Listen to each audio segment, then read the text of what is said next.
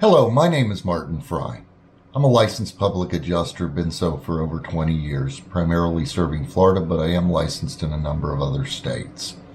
I'm not an attorney, and nothing in this video is to give legal advice, nor do I know your exact circumstances. In this video, I'm just giving general advice on a proof of loss form, what it's for, what you need to do to comply, and some general information on filling one out. I hope you enjoy the video.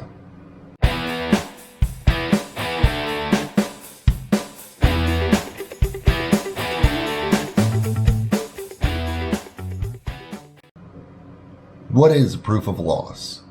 It is your sworn statement as to the loss that has been suffered.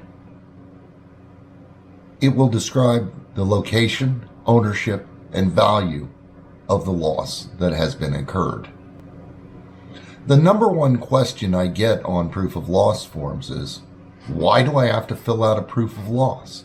The adjuster was here, he looked at it, I explained to him the amount of the loss and what was damaged. Further, I'm sure the adjuster by now has completed his estimation. Why are they asking me to fill out a proof of loss? Well, many companies utilize this as a tactic. They're getting a sworn statement from you. In case there's ever a question, they have your testimony locked down. Plus, they want to get an idea of what you're demanding.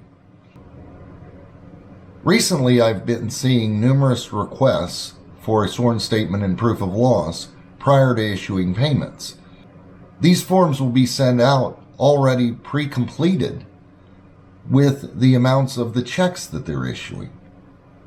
I would strongly advise making notations that this is not the complete amount of the loss, and fill out a complete and accurate proof of loss form, as the insurance company would later make argument that we provided a check, the insured accepted it, and here's the sworn statement and proof of loss that he testified this was the whole amount of his loss. A key to filling out a proof of loss, and something I generally do, is write partial or make notations as to questions right on the form so that there's no ambiguity later. In many circumstances, when you're completing a proof of loss form, you don't know the entire amount of your loss until possibly the cabinets are removed from the home and you can tell how bad the wall is damaged behind them. How do you know all the expenses that are to be incurred? So you need to make some notation, and by simply putting partial, you can save yourself a lot of aggravation in the future. The second thing I run into a lot with proof of loss forms is that the insured received it and they may even be late in providing it. Please understand, a proof of loss form is a policy condition. When it is requested, in most cases you are required to provide it back within 60 days, or you may risk denial of your entire claim. In your policy, Section 1, Conditions, number 2, sets forth your duties after loss. This will set forth the requirements as to a proof of loss form and your obligations in providing that form within a specific time period. Again, failure to do so can risk denial of your entire claim. Some policies actually require it without request, such as the NFIP, the National Flood Insurance Program, requires a proof of loss to be submitted. It is very important that you comply with the terms and conditions of your policy. Many companies have their own version of a form. Different states have different requirements on the form. There are some basic characteristics that are typical of a proof of loss form. Number one is when you sign it, it will have to be notarized, and it is your testimony, it is your sworn statement. And failure to be honest or disclose anything can result in criminal action against you. A standard proof of loss form will require the policy number, the amount of the policy at the time of the loss, the date the policy was issued, the date the policy expires, the company claim number, and most likely the policy number, the agent and the agency that sold the insurance. These forms are confusing because they typically start out with "to the" and a blank. This is for the insurance company, to the blank insurance company, whoever the insurance company is that is insuring the property. And then the next line will typically be "of." This is their address, the address for your insurance company. Then there will be a section for the time of the loss, and it will ask the date and the time of the loss. If you don't know the exact time, just don't guess anything. Just fill in the portions that you know to be true. Next, it will ask for occupancy. Typically, if this is your residence, you'd just write residence. If it's your business, you'd write business.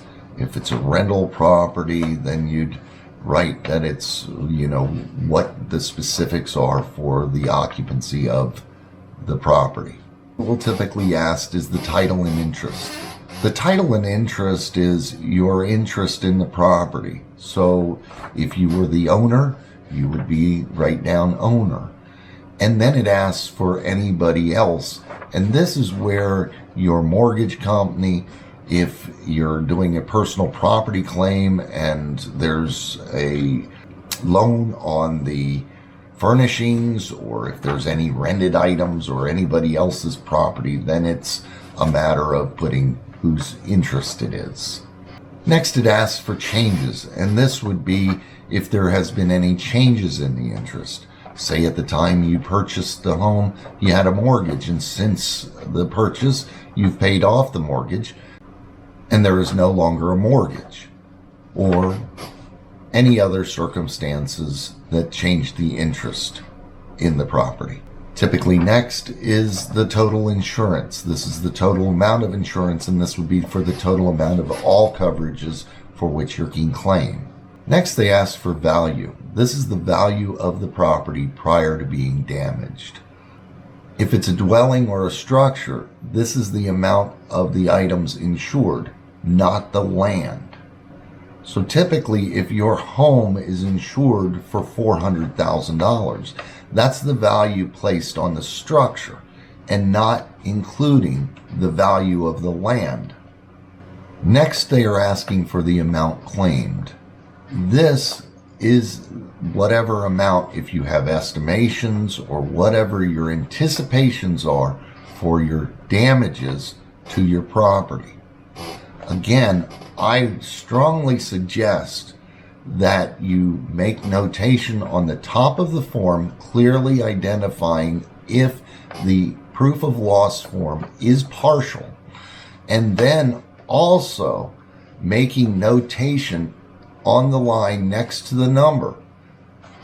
Any notes, or that if this is partial or still under investigation, or what you deem, so that you do not end up in a position where you later find further damages and you testified this was the entire amount of the loss. The next line is typically the amount of the loss. This is where you would fill in for the amount of property that was damaged and the damages that you understand to have occurred. I don't know if you have estimates or whatever documentation you're utilizing to support this. Again, I strongly recommend that you make notation if this is partial or you have notes. Typically, when I'm filling out a proof of loss form, I will denote partial on the top of the form, and also make notation that partial or to be determined in the amount claimed. This is the amount that you are claiming under the policy. In many circumstances, it's impossible to determine the entire amount that is being claimed until repairs actually start. there may be further damages that are found. You then are required to sign and notarize the form. Keep in mind, you are swearing to the accuracy of this form, so be honest and be accurate in completing the form. I have recently come across some sworn statement and proof of losses that companies are issuing that actually have other terminology in it. One I seen had a subrogation clause, waiving your rights to subrogation.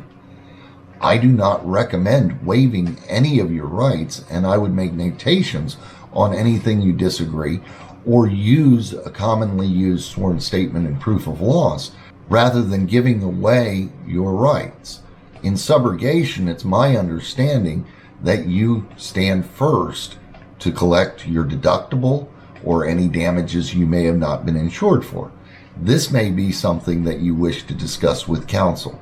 Anytime you're filling out a form and you have questions, it's never a bad idea to consult counsel and get accurate advice. I hope you found this video useful. We have many other videos available. If you like the video, please check like.